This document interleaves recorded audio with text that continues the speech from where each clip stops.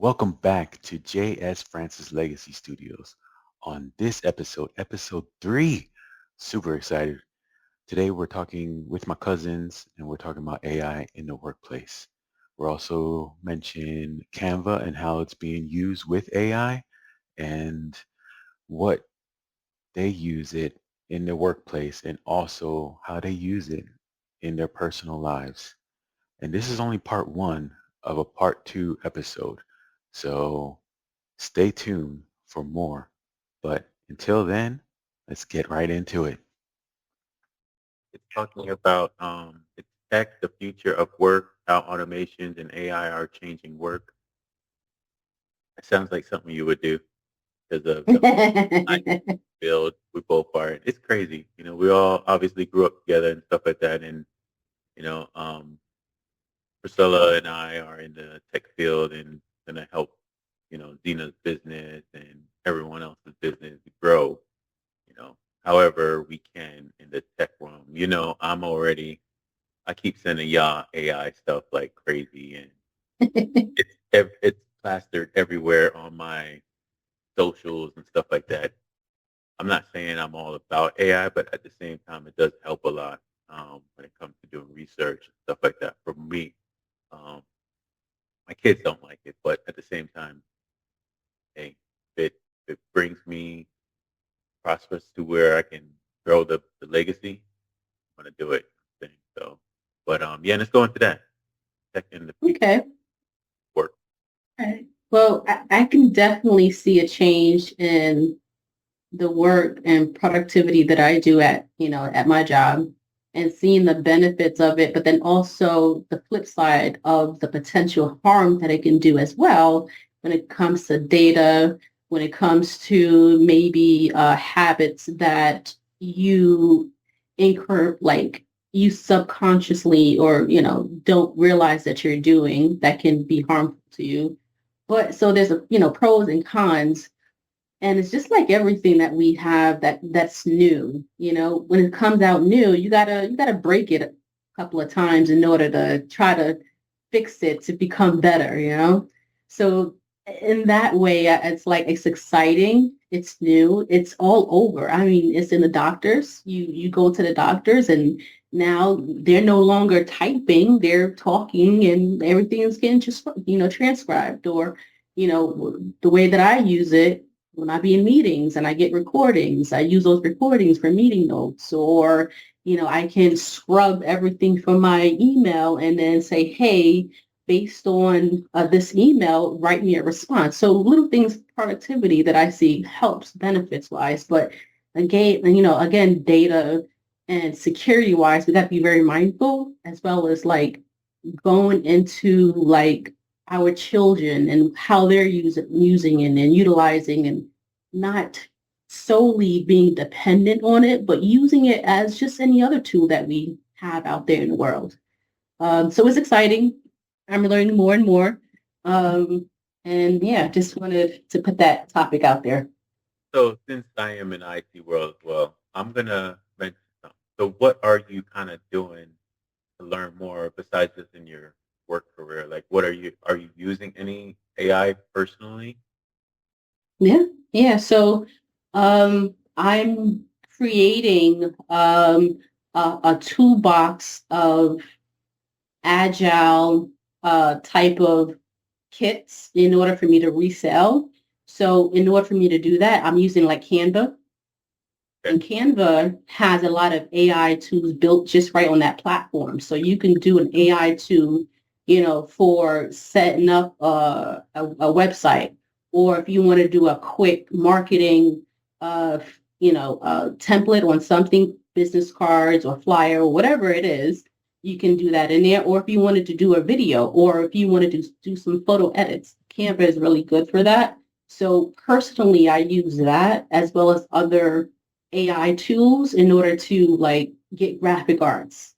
So that's personally, but then work-wise, I use it to scrub. Let's say I'm putting together metrics on how the team is performing. And if I wanted to scrub that metrics to give me a better insight into some gaps or whatever it is, it'll it'll read all that data to give me insights into things that I probably would have not seen. So both I use interchangeably. Do you see any disadvantages to it? Disadvantages,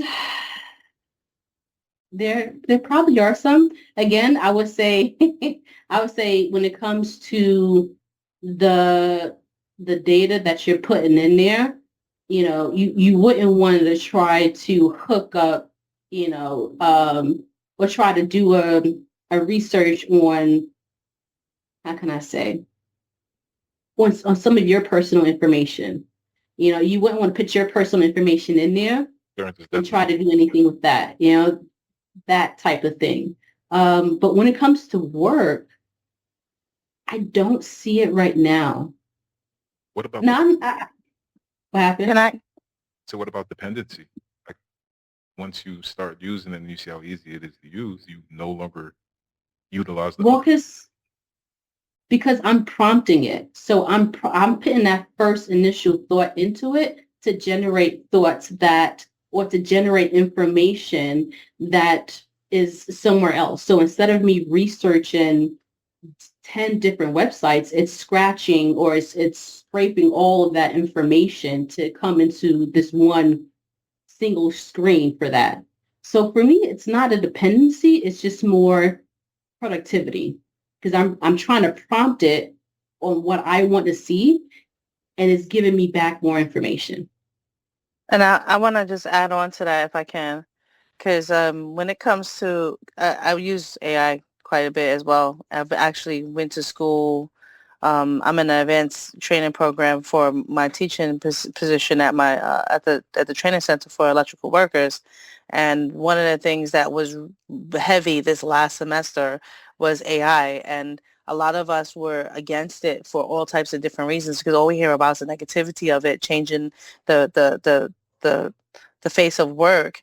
And yes, it's going to do that because everything we feed it, it is watching all the things we're doing, and it is growing and building. And yes, it does have a heavy impact on our environment. It has a heavy impact on our the land, the water, our resources. Like it takes a lot of land. It takes a lot of water. Yeah, that's something I don't think a lot of people think about that. Like in order for an AI to answer that question, it's eating up thousands of gallons of water. Please explain that. Or I don't know if we have time, because to me that's very interesting. That what? So Why? so being an electrician means that we understand that you have to build the foundation for it to operate. And these warehouses that they have to build to house the AI, it's eating up thousands of acres of land because it's huge. It has to be big. And then the amount of energy that it uses to do the work, it's excessive. And a lot of these systems run so hot that they use water. They usually built on water to cool the buildings down, because like computer systems are always having to be cooled down. Usually it's by ventilation, but with AI, because it's so heavy in processing data, water is the best thing. So it's eating up all the water, and we are in a crisis for water right now environmentally. So to be on this precipice where AI is so important, is being used so heavily, and without the actual restrictions that probably should be in place for technology that a lot of people don't understand how it's operating, is a little scary. But also you don't want to be left behind. So there's this race where everybody's like, I don't want to not, because if I don't use it, and that's where I stand, where if I don't use it, my competition, the people who are doing the same thing I'm doing, is they're probably doing it better because they are using it. So I could be standing on this hill because I feel like it's against my morals, but that means I'm also not as efficient as the people who are doing what I'm doing. And what Basila was saying, when it comes down to it, like if I'm at work and I need to do this job and you're paying me for my productivity, I want to be effective and I want to work as best as I can. I'm going to utilize these tools because it helps me keep an edge. But I'm also feeding the model that says one day I won't need you, because all the things you're prompting me, I'm going to know how to prompt myself eventually. So AI is that it's like that razor edge that we're walking on without knowing which side we're going to fall on, whether it's going to be a plus or a minus in the long run. But there's a lot of things that come with using this technology. Having said that, I use it, and there are different ways to use it to help you do the things that you're going to do. And even the dependency that we're speaking on, it's a shift in society. So there used to be a point where you had to go into an encyclopedia and take 10 hours to get information, and then you have a next generation that just types in Google and get information too. And I think having an AI now says Google's great, but now maybe I can get rid of some of the stuff that I know is not really real. But you as a professional you have to have the base responsibility to check all the work, to fine tune it, to get rid of the garbage, because there's always garbage attached to all of it, because there's a lot of crap on the internet. So you still are doing a lot of work. You just shift your work in this new space of technology. So it's exciting, but it's also scary. And so I got a book for that too, if you guys want. Do you have it on you right now? I We're do gonna actually. need as a promoter, the marketing person. I know, The way she brought up that book, it was like hers. I know she could have written it too. Because I sit next to my library so that I can just pull out the books, because it's like there's so many interesting things for us to be considering and talking about. And I don't think a lot of times we really think about how it's affecting all the things. But so this book is called If They Build It, We All Die. All right, we're And gonna it take that. sounds really scary. It sounds really scary, but it's actually so interesting, because it's just talking about how AI is this next step. We can't just not ignore it, because it's not something that's controlled yet. But it also means that you have to be really careful about what's happening in that space. I can't pull the book up right now because I'm not looking at it, but yeah, that it's a really exciting concept. But they're really just saying that if the people in charge don't put safeguards on this, we're in a lot of trouble. Because if AI builds sentences, is that the right word? Pretty much where it can think for itself to the point where it doesn't care about what you want. Sentiency. And we already are well on that path. Then we could be a problem, because it could be a problem for us, because as human beings, we don't make the best decisions, and it could decide for us that, yeah, maybe we could do without you. Oh man, it was just getting really good. Well, I guess you'll have to wait until next time. Until then, hit that like button and subscribe. Stay blessed.